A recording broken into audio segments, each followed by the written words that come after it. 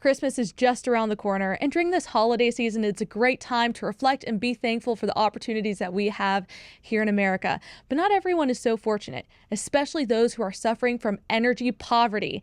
And that's what we're going to get into on the show today. We're also going to be getting into seeing how Texas energy is going, especially making sure we can keep the lights on this Christmas. You know, it might be getting cold outside, but we're still here to spill some sweet tea. So let's get started.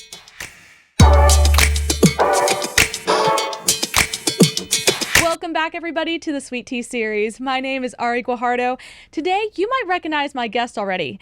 He has appeared on Fox News, PragerU. It's the Honorable Jason Isaac. He was a state senator in Texas for 8 years, but he and I got to know each other whenever he was here at the Texas Public Policy Foundation, leading the Life Powered Initiative. But your creds are not over yet, so I'm still going. He's the founder and CEO of the American Energy Institute, but my favorite title for him is the Carbon King of Texas. So welcome, Carbon King of Texas, it's great Jason to be Isaac. here. Thanks, Ari. Appreciate it. So where did the Carbon King come from? Well, you know, I testified in front of Congress, and I've done it, I think, 4 times now when I was with the foundation, and I introduce myself and I say, hi, I'm Jason Isaac, and I live a high-carbon lifestyle. And I think the rest of the world should too. And when I said that, it really got under the nerve of a particular member of Congress, a member called Jamie Raskin from Maryland, a pretty progressive member that really doesn't align too much with the Texas Public Policy Foundation or free markets or affordable, reliable energy. But he got so flustered by the fact that I was talking about the high carbon lifestyle and how I embrace it. And places that live the high carbon lifestyle have economic prosperity, and with that, they have environmental leadership. And so he referred to me as the Carbon King. And I sat there for 4 hours during this testimony. And I always take notes about what other people are saying. I'm trying to learn from other people. And I looked at my notes after I left that day, and that was the only note that I had written down. I am a marketing guy, and so it's like, oh, Carbon King. I'm going to embrace that. It's my license plate. I got to show you this. Wait, it's your license plate It's now? on my license plate. I actually got it printed on my wallet. You know, these are great wallets made out of Tyvek, which is plastic, made from polypropylene, which is a hydrocarbon, made from oil and gas. Making sure it's on my business wallet. card now. It says founder, CEO, and Carbon King of the American Energy Institute. I really appreciate it. Did you and your wife, was it last year, did Halloween as the Carbon King and Queen of Texas? Yes, we did. Yes, she made a great costume. My wife did. We went as the Carbon King and Carbon Queen. I have this oil derrick on a crown. It's in the backdrop of some of my media hits. So if you ever see a crown back there, just look a little closer and you can see a pump jack on top of it. I've got a staff with an oil derrick. It's just awesome. So of course, like, this seems to be like your life in and out, all the energy kind of policy. So since you've, I haven't seen you in a little bit now that you're over at the American Energy Institute, would you mind sharing a little bit about what that is and what work you're doing these days? Yeah, sure. So actually it started here, it kind of incubated here at the Texas Public Policy Foundation. Some of our friends, our supporters, came to me a couple of years ago and said, Jason, we need to find some trade organizations that we can partner with, that we can share our research, our policy, our messaging, our polling, and just really see if we can find some partners that we can collaborate with to get our model policy across the finish line, whether it be at the state or federal level. We just felt like we needed some additional partners. So I spent about a year doing research on trade organizations. That's what the Texas Public Policy Foundation does. We do research, y'all do research, and then you go out and make recommendations. And that's exactly what I did. Is I did research. And looking at trade organizations at the federal level, found that almost every single one of them are embracing political agendas. These European political agendas like the Paris Climate Accord, net zero, decarbonization, ESG, DEI, these things that have nothing to do with producing responsible American energy. All they do is exert control over our lives and increase the cost of everything. And so I went back to our TPPF CEO, Greg, and I said, I have this idea. And it's to start a new trade organization. And that's what I recommend that we do out of this research that I've done. And so we worked on a transition, and I left. It's been about a little over a year now. I left as a full-time employee, stayed on for a while as a senior fellow to help with the transition, but now fully working on the American Energy Institute, which is a trade organization that represents American energy producers that support free markets first and foremost. So we're predominantly going to be oil and gas and coal and nuclear, those that oppose subsidies. As I like to quote Winston Churchill, talking about an appeaser as someone who feeds a crocodile hoping they'll be the last ones eaten. I say at the American Energy Institute, we don't feed the crocodiles, we wear them. I love that. So, whenever you're thinking about things like there's so many flashy words like net zero, ESG, all these kinds of threats, but it's also interesting to think about the way that the left views this versus you and I see. Whenever you and I are talking about this, we don't just see this as like economic prosperity and opportunities just to advance the free market for the free market's sake. We're also concerned with things about like environmental cleanliness and other stuff like that. So I guess let's talk a little bit about that. You have always mentioned that America's a cleaner place than people might think. Yeah, absolutely. And it's really unfortunate if you poll people today and you ask them, and I've done this before at speaking engagements with students, hundreds of students, and I said, how many of you think the air quality is better today than it was 10 years ago? And out of 200 students, not a single hand went up. And to me, that was heartbreaking. And I'm like, how many of you think it's gotten worse? And every single hand went up. And I was like, just absolutely shocked. And I shared with them, I said, we have air quality monitors all over this country, more than any other country. And we've actually reduced pollution nearly 80% over the last 5 decades. The kids were shocked to learn this. I said, you should be proud to be in America, not only un-American, but in America, because we're world leaders in clean air. And they were just like, wow, you could kind of see some of the kids start to feel proud about their country because of our environmental leadership that goes along with the economic prosperity. You don't have one without the other. And so then I asked them about water. Do you think we're better, water is better coming out of your tap today than it was 10, 20, 30 years ago? Again, overwhelmingly, they think the water is dirtier. And you look at the amount of municipal water systems that are in compliance. You go back to the 70s and it was like less than 40% of them met the lowest standards. Today, it's over 90% of them meet the highest standards. We're number one in the world when it comes to access to clean and safe drinking water. And you need affordable, reliable energy to power that cleanliness. And so we're world leaders in environmental protection and quality here in this country. And I really think the rest of the world should deserve that too. I've traveled to places that suffer from energy poverty and the air quality is awful. Can you define that? What do you mean when you say the word energy poverty? So energy poverty is really defined as not having energy. And really energy poverty, and Life Powered has a great 7-minute video talking about energy poverty is poverty. I highly encourage people to go to lifepowered.org and scroll down to the bottom, click on the YouTube channel and watch that 7-minute video. It is such a powerful video. I still use it today. And it's about 5 years old now, but you look at energy poverty, and energy poverty is not having access to affordable, reliable energy. Today, about 750 million to 1 billion people have zero access to electricity. 3 billion people only have enough access to electricity that would power a refrigerator for a year. That's all they have. So what we use to just power our refrigerators that we take for granted, some people, that's all the access for electricity that they have on an annual basis. And that's you said about 3 appalling. billion? 3 billion, wow. yes. And I think what's our, I think we're at 8 billion people yes. internationally. So that's a huge percentage that don't have access to that. Nearly half of the world's population doesn't have access to affordable and reliable electricity, something that we completely take for granted here in this country. Yeah. And one of the reasons I wanted to have you on today, since I've known you for a long time, I've gotten to hear you speak at different things.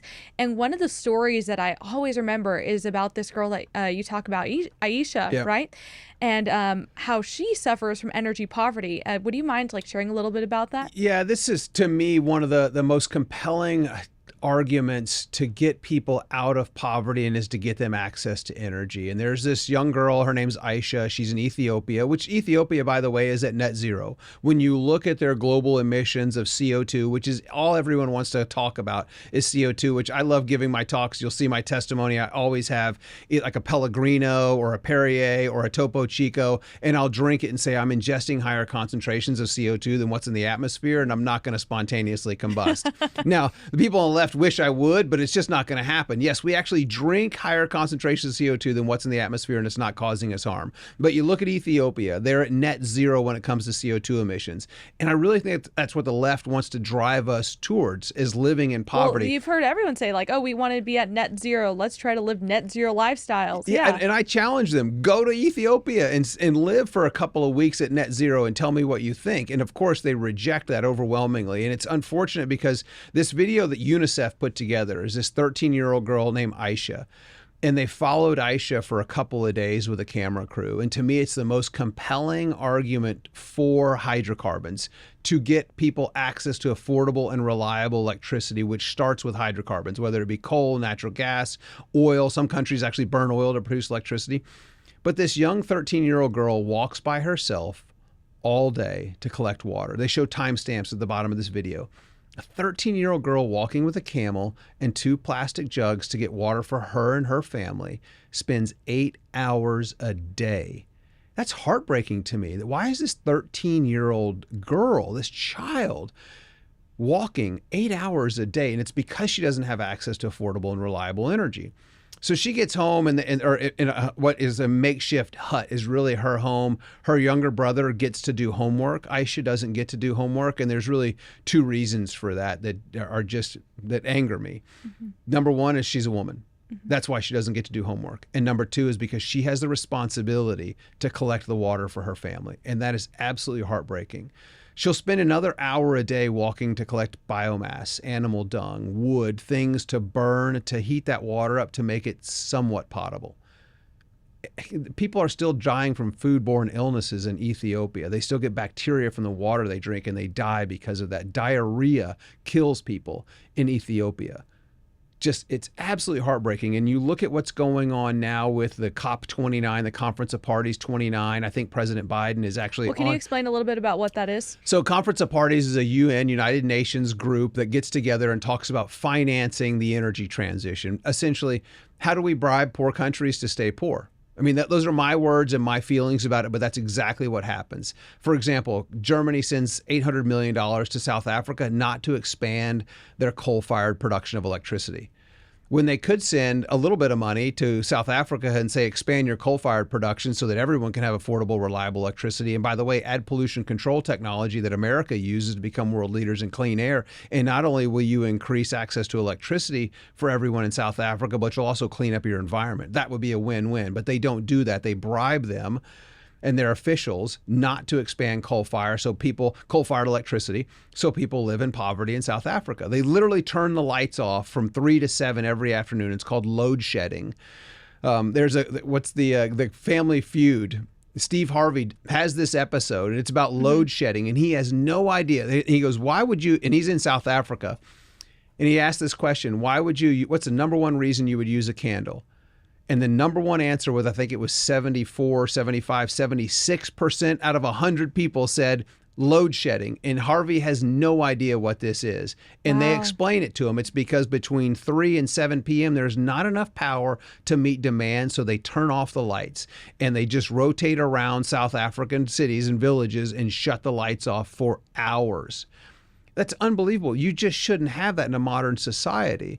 But we do because of energy poverty. We wouldn't expect ourselves to have to live in losing energy for that many hours. People would lose their minds. But our officials are willing to bribe other countries to be in that same position. No, absolutely. Or in that kind of position. Yeah, I was talking to someone today in Florida who had experienced 2 hurricanes this hurricane season, which, by the way, all the climate alarmists said there was going to be over 30 hurricanes. There was half that many named storms. It was absolutely laughable. But in Florida, the lights were out because of a hurricane, but they weren't out as much as California was, that had no weather events. So California is having power outages because of their policies they've put in place, compared to Florida, that's having power outages and getting it restored quicker than California is. That's just incredible to me when you think about that. But fortunately, Florida is not embracing the same environmental and climate policies that California is. Yeah. And I mean, the other thing to think about with these third world countries who are going with it, they're not just losing power for a few hours or not having power at all. The girls who are going to have to get water and walk for that far, I mean, they're put in different types of dangers. Like, what might they face on their way? This is interesting, and it's another thing that I've learned, because women will spend today 200 million hours walking to collect water. A day? Yes, every day. Wow. 200 million hours. Women. So you talk about this attack on affordable, reliable energy. It's really an attack on women, which, again, angers me. I was raised by a single mother, grew up with my single mother, my older sister. You come after women, I'm coming after you. And that's exactly what the United Nations is doing. That's exactly what some of these climate alarmists doing. They're coming after women. And it hurts me. It breaks my heart. 200 million hours a day that could be spent in furthering their education, getting involved in civic community, starting a job, raising a family. But no, they're burdened with this necessity to collect water to survive because they don't have access to energy. And that's really heartbreaking. But that's what people in third world countries feel. And I've told my boys this. So time travel exists. And they look at me like, what? Time travel, it's called travel. And you can really go to places that are living like we lived over 100 years ago when we didn't have access to affordable, reliable energy, where our life expectancies were 20 years less than what they are today. But those advancements have all been made because of access to affordable and reliable energy.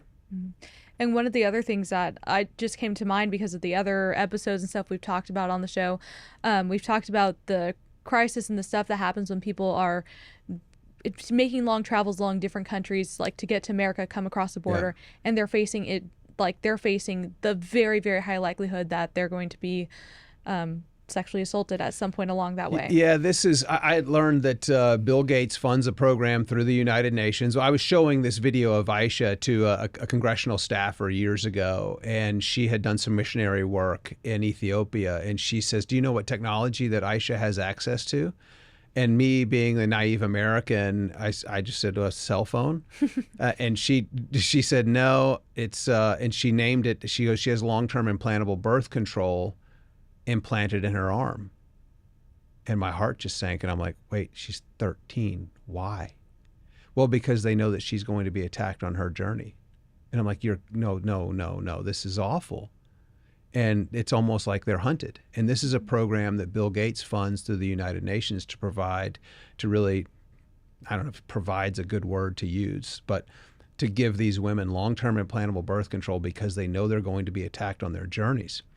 When the UN really could cease to exist, and it would free up billions of dollars globally to help lift Africa out of poverty and give them access to this energy, but also private property rights would be an incredible thing for Africans to experience.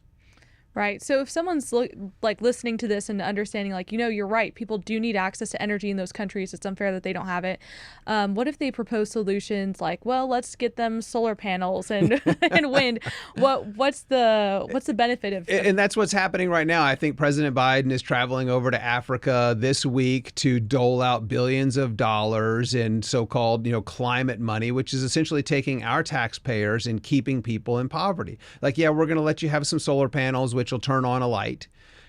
Solar panels are good in certain situations. They're not great when you start destroying farmland, and they're so heavily subsidized. And I know that's one thing that the foundation supports is free market principles. It's in the mission, free enterprise. It's the same thing with the American Energy Institute. We're founded on free market principles. Let's get rid of the subsidies, all of them. Let's level the playing field, and so that we could then have, markets driving these things. But instead, they're being bribed. They're dependent on the Chinese government because all these components are not possible without the Chinese Communist Party. Over 85% of the components that go in wind and solar come from China. And so China is just laughing all the way to the bank. Anytime that America gets out, billions of dollars, whether it be for EV batteries, China's like, thank you very much for the business. Keep sending us your tax dollars. I hate the fact that we're subsidizing communism and socialism around the country. I think the voters just overwhelmingly rejected those principles a month ago. And so I'm anxious to see what happens here in a new administration in 2025 and to see if we truly can embrace free market principles.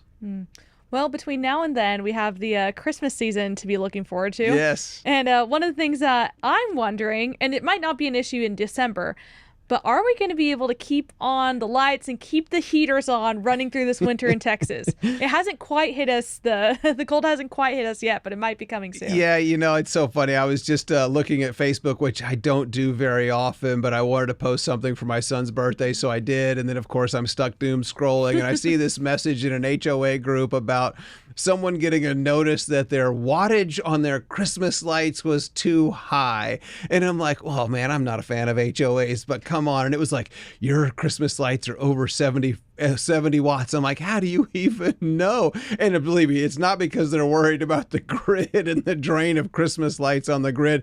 It's just about selfless control. But I'm like, who's sitting there looking in binoculars like, that's 72. We got to get them to take it down. It's so crazy how like the things that like we know at a national level, you have ESGs and other kinds of governance stuff. But the fact it's made it all the way down to homeowners associations HOA checking is out another the laws. three-letter acronym Yes. that's evil. Exactly. Yeah. But who has the time to I try to know, figure out the right? watt on your Christmas lights on your house? Well, this is the whole problem with the climate alarmists is they just have too much time on their hands because of access to hydrocarbons. If it were 150 years ago, they would be out tilling soil and preparing food stores for this coming winter so that they hope to survive. Granted, they'd be living about 30 years, less life expectancy, but they would be working in the fields right now. And this is almost like this double-edged sword of the beautiful thing about hydrocarbons. It's also given people a lot of free time where they can go out and complain micromanage about the HOAs. Yeah, hydrocarbons? I think the grid's going to be okay, but winter is really the new summer. We have to be more concerned with winter times because during winter, solar, it's so heavily subsidized, and the wind drop off significantly. We found this out the hard way during Winter Storm Uri in 2021, which we had predicted back when I was here at the foundation. We had warned about this months earlier that something was coming and the grid is not ready. And unfortunately, we were correct. You know, there are some reports that over 700 people lost their lives because of that freeze. That's absolutely appalling. The last thing we need to be doing is subsidizing natural gas generation because that's what California is doing. We need major market reforms that really favor the generation that we can count on, natural gas, coal, and nuclear, and don't give subsidies to the things that we can't count on.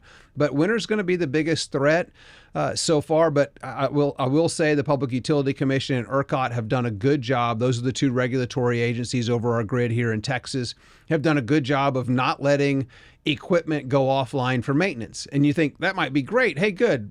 But wait, guess what's going to happen? It's like the same thing. If you don't maintain your car, it's going to break down. And so we're going to, that is going to catch up with us here probably in the next 6 to 12 months. Equipment is being forced to run longer and harder because of those new requirements that they can't shut down for maintenance. And so we're going to see some more power plants tripping offline during peak demand times. Let's just hope it doesn't happen this winter. So likely spring then, it seems, right? Like based on when they would need to be serviced? Yeah, and that's what Okay. happened during Winter Storm Uri is you had a bunch of power plants offline thinking that February is going to be these cooler temperatures, and it didn't happen. And so then they go offline during the summer, and then all of a sudden we have a really hot spell, and it's like, wow, we really need this electricity. The costs are increasing. I think the cost for electricity is up in the last 3 years, nearly 30%.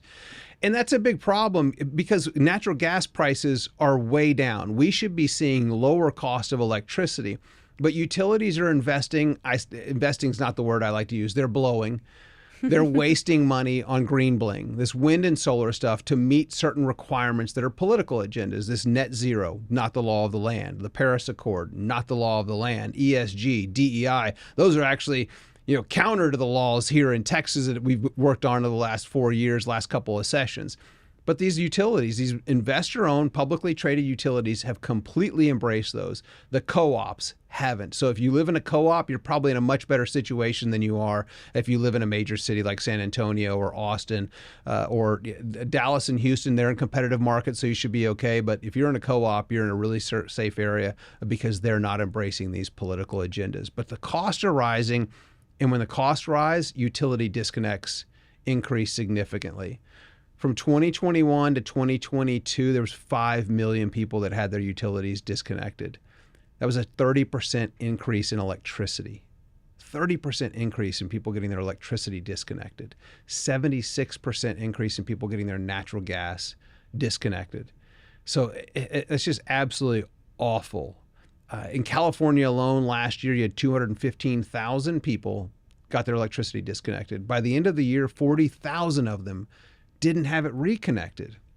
40,000 families with no electricity. Wait, 40,000 homes? Homes. That's in California alone. 40,000 connections. So then that's more people that are affected if it's 40,000 homes. That's insane. Yes. I'm so glad you make that connection. I wish the policymakers in California would duplicate that by like 4, I guess, or however many people would be in a home. That's exactly. Wow. It is absolutely treacherous, California. But you think about it. What happens when you don't have your utilities? If you've ever signed a lease, one of the requirements is that you have your utilities connected so you don't have mold and mildew growing in your home. If you buy a home, homeowners insurance requires that you have your utilities connected for those same reasons. So those 40,000 families are at the greatest risk for homelessness, and that's just in California. The numbers are really hard to track because utilities aren't required to post their disconnect notices and whose electricity is getting turned off, but some of them do. And so that's how we were able to find out the numbers in California and then make an estimate based on numbers from utilities around the country from that 2021 to 2022 numbers. But 5 million people from 2021 to 2022 had their electricity and natural gas cut off. It's heartbreaking. It just shouldn't be the case, especially, as I said, with natural gas prices decreasing, our electricity costs should be decreasing, but they're not because, unfortunately, again, these utilities are investing in green bling. They're wasting money on things that don't work when we need them, and all we're getting for it in return is higher cost for electricity. First of all, green bling is a hilarious thing. I'm gonna have to use that more when I talk about this. I got Chuck DeVore to use that on a Fox really? hit. Yes, on a Fox thing? That's yeah. so funny. I'm imagining like a windmill with like a gold chain around the... Hey, man, the gold chain would be worth more than the windmill. Honestly, because the gold chain you could keep using That's after right. the windmill. Absolutely, yes. Yeah, so let's make a 10-year projection. You keep mentioning nuclear a little bit. 10 years from now, do you think that's something that's going to be a bigger part of our conversations? I do. And good thing you mentioned 10 years because it's not going to happen overnight. There's a lot of work that's being done here at the foundation around the country. Nuclear seems to have pivoted back to being accepted generally in the public. There was these fear-mongering scare campaigns that went on in the 60s and 70s. And now people realize that like pipelines, which are the safest means of transporting goods, that nuclear is the safest means of generating electricity. It's the most dense energy on the planet. There's really two things you can generate. You can generate steam for refining and manufacturing processes that require steam, and you make electricity. That's what you get out of nuclear. And really, natural gas should be used for all the many products that you get out of polypropylene for plastics, fertilizer.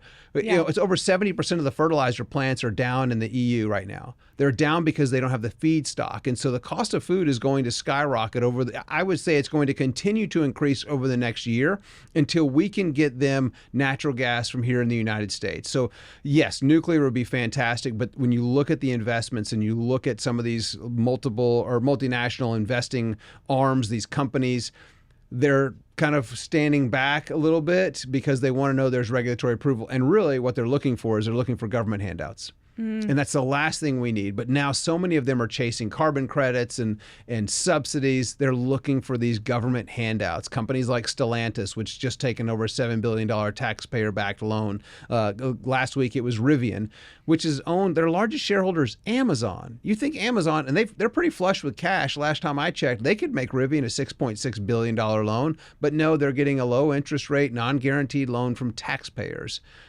Over $6 billion. It's inflationary. It's increasing the cost of everything. And consumers have proven they really don't want EVs. So it's also stifling ingenuity then. And I guess new creative solutions that would actually help increase energy production in a more environmentally that friendly stifling way. has led to people driving right now at this point in history. Americans are driving the oldest vehicles they've ever driven. Over 13 years old is the average car on the road today. That vehicle is less safe, it's less fuel efficient, and it doesn't have as good emissions. And that's what seems to be that everybody's concerned about.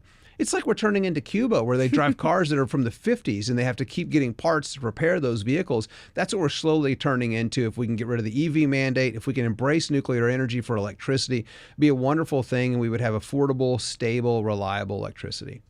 Yeah.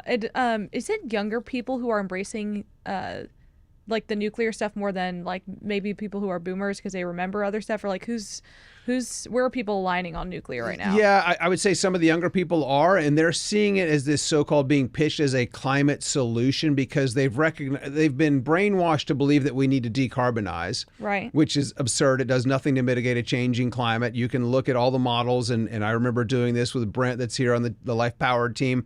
We looked at the models that the UN uses, and if America does reach net zero by 2050, the temperature differential is less than 1/10 of 1 degree by 2100. If the complete world reaches net zero by 2050, it's like 2/10 of a degree, according to the UN models.